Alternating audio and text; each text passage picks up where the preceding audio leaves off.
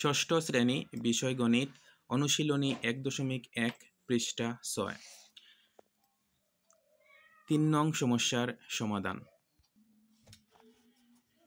নিচের সংখ্যাগুলোতে যে সকল সার্থক অঙ্ক আছে তাদের স্থানীয় মান নির্ণয় করো। এই যে 72, এখানে 7 আর 2 সার্থক অঙ্ক।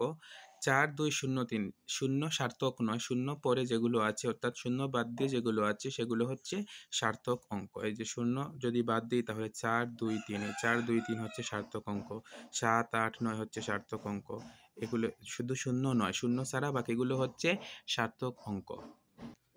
ক নং সমস্যার সমাধান। 72 আমরা লিখলাম 72 সংখ্যাটিতে 72 সংখ্যাটির দুটি অঙ্ক 7 আর 2, দুটি হচ্ছে সার্থক অঙ্ক। তাহলে আমরা লিখব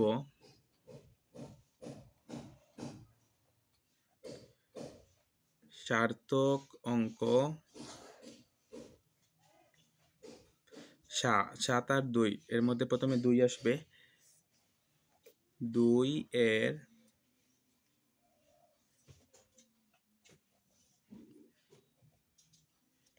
স্থানীয় মান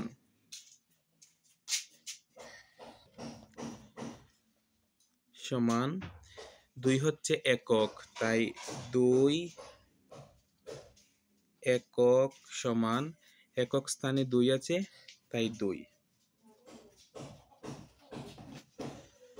সার্থক অঙ্ক এবার 2 এর জায়গায় 7, 7 এর স্থানীয় মান সমান এই 7, এবার হবে একক, হবে কি দশক, এককের পর দশক। তাহলে এই 7 আমরা জানি একক আর দশক মানে দুটি অঙ্কের দরকার হয়, দশক মানে 10, তাহলে এই 7 এর সাথে কি হবে 10 গুণ হবে, 7 10 70। অথবা সহজে বোঝার নিয়ম হচ্ছে দশকের যেটা থাকবে সেটা লিখে একটি শূন্য।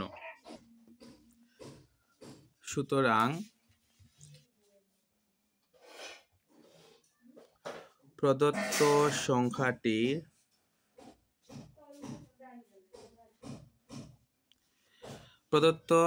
অর্থাৎ এই যে 72, এই 72 সংখ্যাটির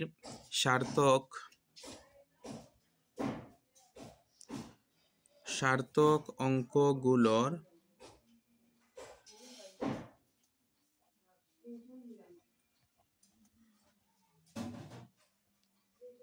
স্থানীয় মান এই যে 2 আর 70, 2 ও 70। খ নং সমস্যার সমাধান। 359 সংখ্যাটিতে অর্থাৎ 359 এটার সার্থক অঙ্কগুলোর স্থানীয় মান নির্ণয় করব।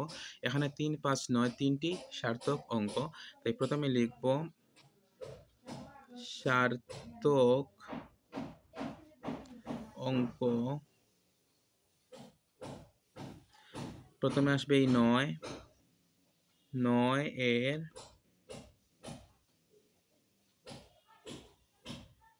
স্থানীয় মান সমান 9 হচ্ছে একক, তাই 9 একক সমান 9। তারপর এই 5 সার্থক অঙ্ক, 5 এর স্থানীয় মান সমান 5 দশক। তাহলে এই 5 দিয়ে একটি শূন্য, অথবা দশক মানে 10 আর 5 গুণ 10 50। তারপর 3 সার্থক অঙ্ক, 3 এর স্থানীয় মান সমান 3 শতক। প্রথমে এই 3 লিখব, তারপর দুটি শূন্য, শতকে দুটি শূন্য, অথবা শতক মানে 100, 3 গুণ 100 সমান 300। সুতরাং প্রদত্ত সংখ্যাটির অর্থাৎ এই যে 359 সংখ্যাটির সার্থক অঙ্কগুলোর স্থানীয় মান এই যে 9, তারপর 50, তারপর 300 ও 300, অর্থাৎ 9, 50 ও 300।